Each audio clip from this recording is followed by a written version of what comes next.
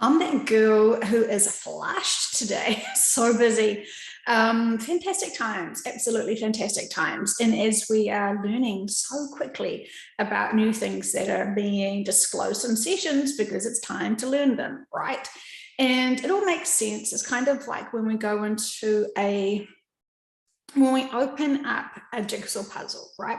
And there's, 5,000 pieces, and we try to sort of get the basics, right? We try to find the corners and the side pieces, and then we start trying to like match things with shapes or colors or something, right? I'm not a puzzle expert, but we can imagine this is kind of what I try to do in sessions, is to try and figure out what next, what are we able to get to? And sometimes you can't, it's like a focal point, right? Is the sort of, if it's a figure, you would like want to try and find maybe the eyes or the skin color or the hands or something, to try and find and match the location of where you're exploring those pieces of that puzzle. And sometimes we get given really abstract, in the background, distant information, pieces of the puzzle that we sort of think, okay, so we've got all of the outside bits, and we've got a few focal bits, and then we've got some sort of distant background flowers or something that apparently is significant, and we'll just hold space for that, right? Because it'll all make sense in the end when we find all the pieces of the puzzle. And I can guarantee you, when we shift here and you're looking back at life on Earth, all of those pieces of those puzzles will be super easy, and it will be very easy to understand and read, and you'll be able to see the full picture. You won't be given pieces of that puzzle because you've already explored it. You've already experienced Earth, and potentially, for whatever reason, you're allowed to have the full picture again, right? And sometimes it's kind of like this. The puzzle, you get all the puzzle pieces, but you don't get the finished final product to see what the F is this pieces of this puzzle actually creating, right? And it's almost, sometimes it feels like when we're exploring this information in sessions, is that when we feel like we've got a chunk of the pieces of the puzzle together, suddenly we wonder, is this one of those magic eye pieces where we've got to like cross our eyeballs and kind of like have a different focal point to be able to sort of see the magic eye 3D image that still seems like magic to us, right? Sometimes, I don't know if they can actually work on computers.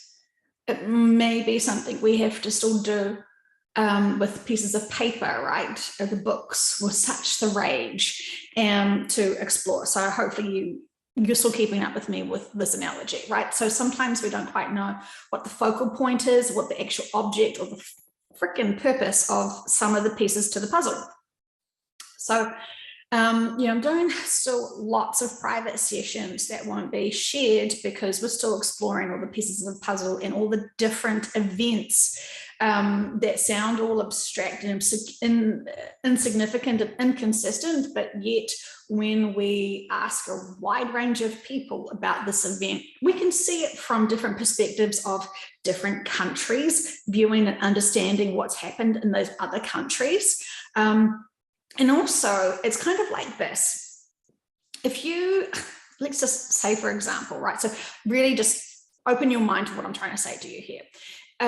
If you ask your subconscious in a quantum session, interns are free. QHHT interns sessions are for free. And they're supposed to do 25 of them, so just double check them. If they're trying to ask for donations or something, ask them why, because they agreed to sign up to do 25 free sessions. So if they're trying to hustle money, ask them why. They may be having another agenda, or they may genuinely truly be stuck and really starving to try and help you and help humanity. So, ask lots of questions. So anyway, what am I trying to say here? Oh, yes. So you're in a session and you want to ask your subconscious, what is Joanne doing today? What's the significant, what would you like me to know about Joanne? And the information could be, oh, she's eating breakfast, right? Sometimes I do eat breakfast, that's a true statement. And then another client may ask, and then the subconscious will say, yeah, she's eating lunch. Fantastic, right? I know I live such a fantastic, busy life. But just for this analogy, I'm trying to like mansplain this to you. And then another session you could ask, and then the subconscious will say, yeah, she's eating dinner. All true statements. Okay. But it's perspective. So, you know, the questions have to be really significant because, you know, what is she doing? Could be, yeah, she's eating dinner. You know, that's absolutely true. And so when you're asking sessions and questions as practitioners, or when you're designing your own sessions with practitioners as a client, the questions are key, right? Because sometimes they don't seem to have much sort of sense of humor when they're trying to assist you, especially with the first few sessions. They're very, they don't want to mansplain too much to you. They, you know, some of the subconsciouses are very serious and very literal, don't find much humor, and it's almost like they're kind of busy. They just want to give you a few words of the answers and then kind of move on, as if that, you know, we're holding them up, sort of thing. And so often it's about them noticing that this is a lot of energy that the body is physically holding, and so they're not wanting to put too much pressure on the body or too much strain, or like they don't want to blow your fuses, right? And so it does take quite a few sessions to really get great long answers and solutions and blah, blah, blah, blah, blah, blah, blah, blah, right? Because you're having to train your body and get used to having high frequencies in your body and trust the information and really push yourself back. You consciously will know the entire time you think about it in a session, you're in a session. You will know. You don't go to sleep. You don't become, we're not anesthetists, and we don't like knock you out and then, you know, you wake up, and, you know, it's not quite like that. And when Dolores Cannon would talk about it in her books, you know, almost 20 years ago, and some of those books were definitely 20 years ago, right? Yeah, absolutely, were 20 years ago, and older. So the energy of the planet was so different. You know, and so lots and lots and lots of her clients had no recollection of even being in a session. They just sort of woke up and were like, oh, okay, yeah, I remember laying down. But they do not know anything that happened in the session. And often her clients wouldn't even listen to the sessions, which is very interesting. So there's that. Okay, so when you're hearing about certain people, you know, big influences, political powers, blah, blah, blah, blah, blah, and you're asking in sessions certain things, we have to be mindful. Are we going to get them at their breakfast? Are we going to get them at their dinner? Or are we going to get them at their dinner time, or, you know, midnight snacks? You know, we have to understand the information that we're getting from these sessions and have a really broad mind with that, right? So it's important. And lots of people who get different information from sessions, say, for example, we asked about Joe Biden recently, right? And I've heard, I mean, he's a busy man, right? He is an influential, busy man to help awaken humanity.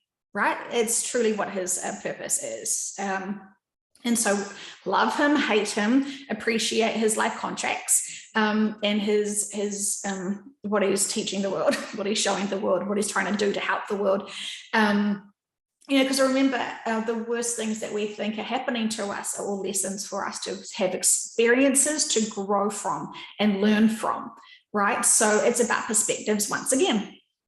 And so when you're having a session and your subconscious tells you about that guy, you know, just be open-minded to know that unless you're asking about his exit point, you're going to get, if you asked about his exit point today, right? Let's just think about that. So the subconscious is looking at all of the potential opportunities depending on each independent person's free will and choices that they're going to make, and then the ramifications of that to then have exit points for him.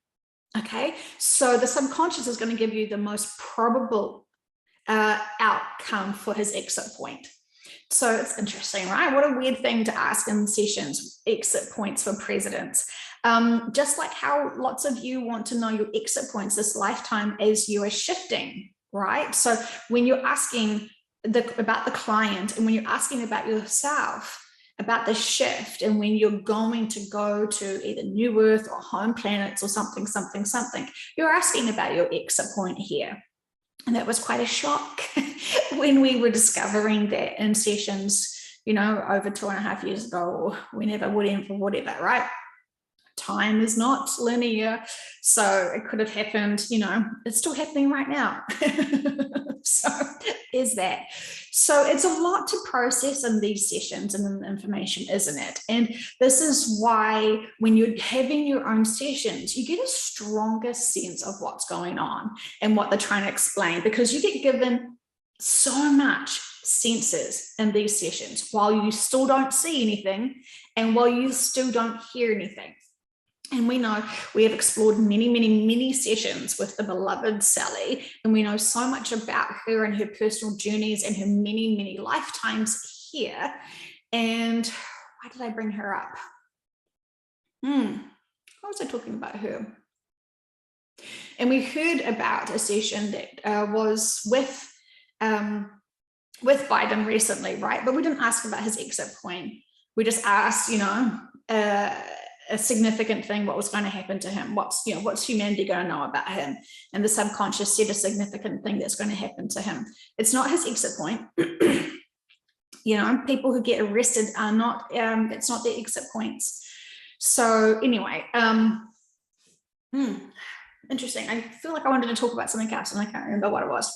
So we've also known, if we're going to talk about Sally, about, you know, we've heard many times about her exit points for the most probable time when we're asking in the sessions at that point, what's happening. And we've been given great information, right?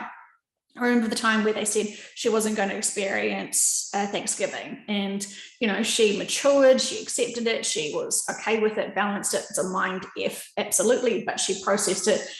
And then we asked, because it was so soon, and we asked about it again in a session, they were like, oh no, she's staying after that. And it was like, wait a minute, how can we trust what you're saying when the information sort of evolves and changes when we are asking you the same questions, right? And again, it is like pick a path, right? Let's just say there is all these different options and all these different timelines potentially of different things unfolding. And as we are experiencing different things, because people are choosing different things to do and to use their free will with, we're in a different, you know, we're experiencing all of the results of people's free will and people's choices, right? So we have been heavily delayed, absolutely, from shifting because of people's choices. And we can be grateful for all the lessons and experiences that we've had and the opportunities that we've had along the way. We absolutely can. Otherwise, we would be, you know, not in gratitude. And, you know, that could be then something else: frustration, bitterness, resentment, judgment, pissed off, whatever, right? I mean, we're allowed to have all of those feelings. 100%, we're allowed to feel anything we effing want 100% of the time, right?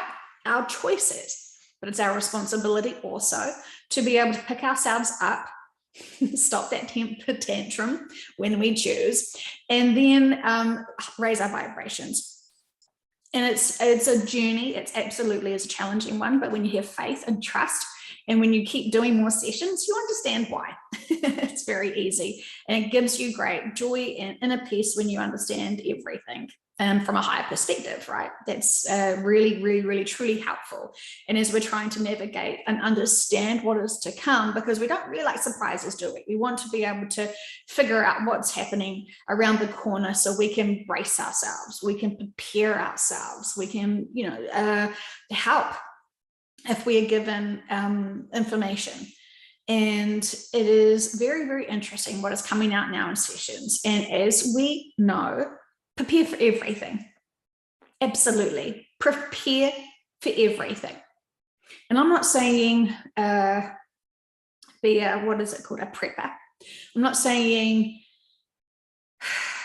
anything about physical stuff. I'm talking about prepare emotionally and mentally for everything.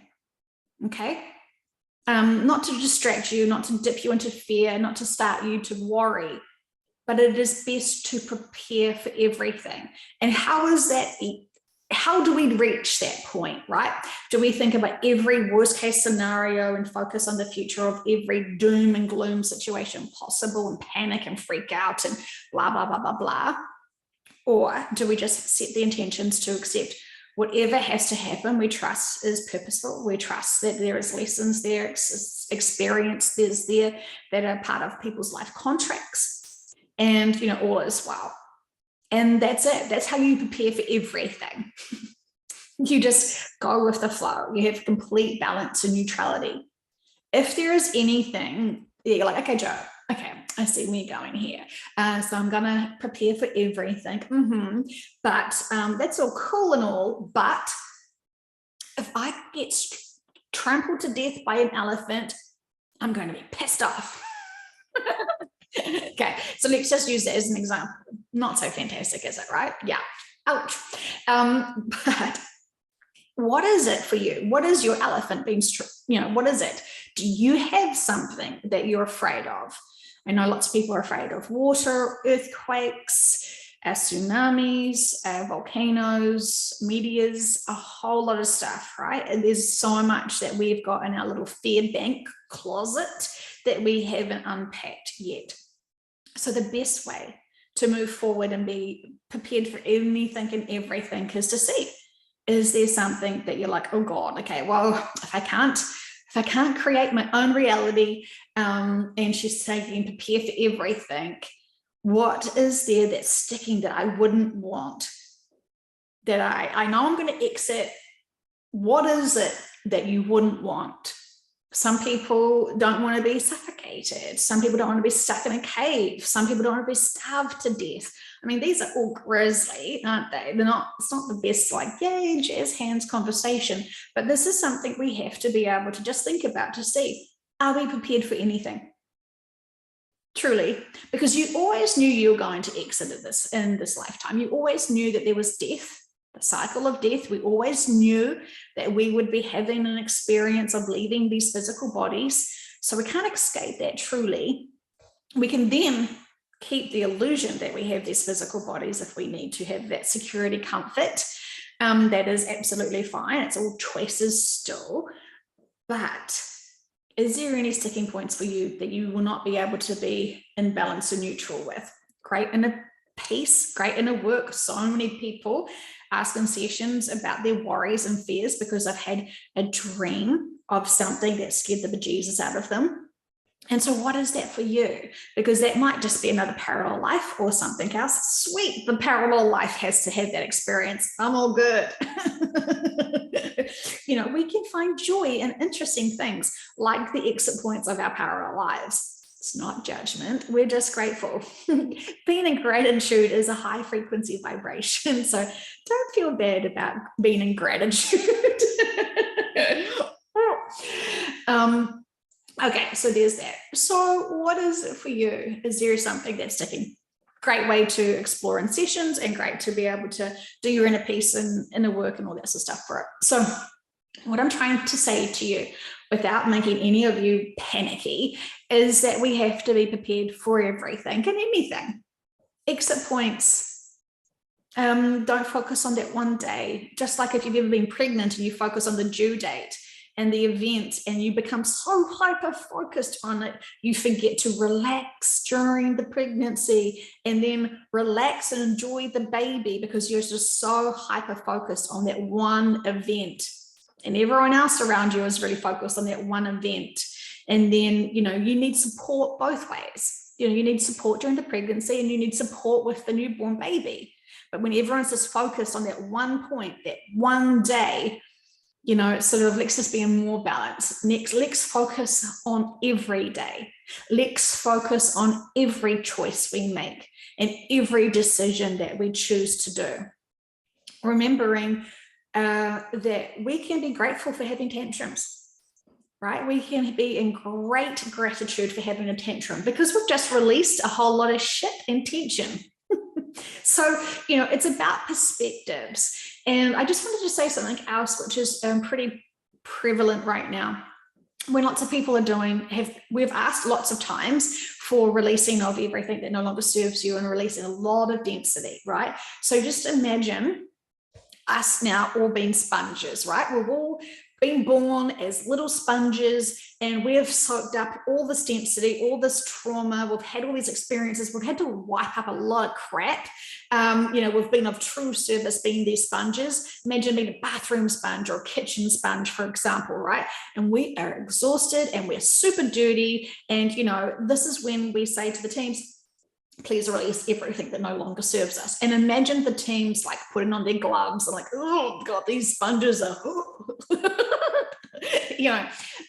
can't just throw us in the washing machine, can they? Not quite, but it feels like an emotional washing machine, doesn't it? So what they do is they kind of like squeeze us. So imagine the squeezing is high frequency pressure that is coming onto us, and it is pushing out that density to help us lift up and to be more high frequency. And so we're under a lot of pressure as they're trying to squeeze that density out of us. The pressure being the hands, for example, energetic hands or whatever. So this pressure is coming onto the planet, coming onto us, and it is squeezing out all of that density that no longer serves us, right? And every time we ask for it, they're like, yeah. And what comes out from a dirty sponge? Disgusting, right? It is just putrid, dense, yucky, not so fantastic. And it really, while it was purposeful because we were doing a job, we were cleaning up a lot of stuff, and it was great because we've cleaned up a lot of, messes. We also need to rinse and release and ground ourselves and a whole lot of stuff. So right now, a lot of people have been heavily squeezed, right? They've had a massive amount of epiphanies. They've had a massive amount of a whole lot of stuff. Imagine more detergent or something being put onto them, and they're really going into the hot water to really just release all that dirt, all that grime, okay? So imagine if you got and looked at the grime that would come out from not just this lifetime, but maybe half a dozen or 100 lifetimes. And could you imagine putting 100 dirty, dense sponges all into the one experience and the one mindset and the one, what the souls come down here to experience and to release and to grow from and empower themselves through. And so you having 100 sponges, 100 lifetimes of anything that no longer serve them. And as we know, lifetimes do, like trauma from other lifetimes do impact, because it's like we need to be able to release everything and truly. And it's so intensive. And we're so grateful for this cleansing, this squeezing, this pressure, this releasing. We're super grateful for it, right? But what can it look like? That can look like the biggest, pussiest pimple abscess ever exploding. It's not fantastic, right? And so if you're living near or living with a really super, super, super dirty, hard-working sponge, and that sponge has just been rinsed and cleansed, it's going to be really weird, because you're going to feel super clean, but you're also going to be really, it is like riding a bike without, it is like being used to being on a treadmill and going really, really going really hard and fast, but never moving anywhere, right? So you just, or one of those stationary bikes, and you have done the hard grind with those bikes that don't move anywhere, right? They've only got one wheel, but they're at the gym or something. And so then suddenly you've got the movement to go, and you are just so light, and it freaks you out because the density is your routine. That grime and that limitation and that stifledness is your routine. And so you would think that once people are squeezed out and cleaned and hung up to dry in a really positive way, because they are now released from everything that no longer serves them, you think that their sponges should be like, yes, thank goodness, I'm so loving myself right now. In fact, it's so scary that they could think that's the worst thing that's ever happened to them, and it makes them so uncomfortable because they don't understand it. They didn't see the pressure. They didn't see the density being removed, and they don't see themselves as clean and high frequency vibrations anymore. So what do you do with that? You react and you try to match the density that you're used to. And so all of that darkness, all of that grime, all of that dirt that you have been always holding on to, you're going to try to bottom out your frequency vibrations and maybe have violent reactions or temper tantrums or something to try to match that frequency that you're always in with that density. And yet you're not. You're actually a clean sponge or a cleaner sponge. You may have to have a few more rinses.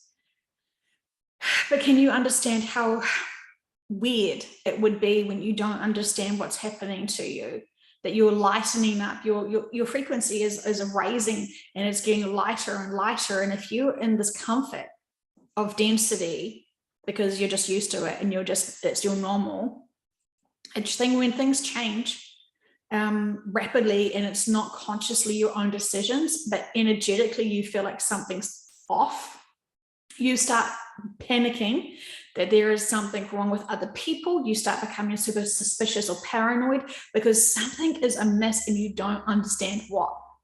And so there is so much to be said about that. But I just want you all to know that you're never alone.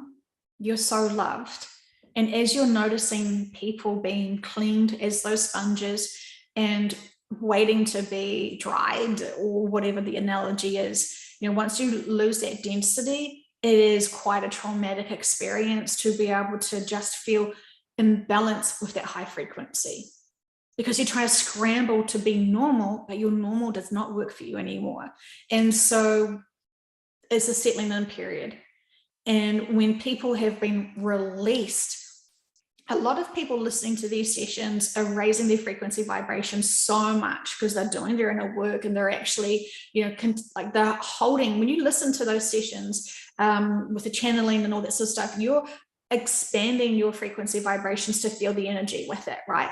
And so everyone around you is getting cleaned up too, because your frequency is raising up. So you're adding more pressure onto people to clean themselves without demanding that they literally pick up their shit. You know, it's energetics. And so this is why I don't know if for everyone this analogy of being the dirty sponge is going to help everyone, but it's just when we are the cleaners, when we're the rinsing of the water, when we're the detergent to clean those sponges and squeeze them and raise them, they're not going to really be grateful for us.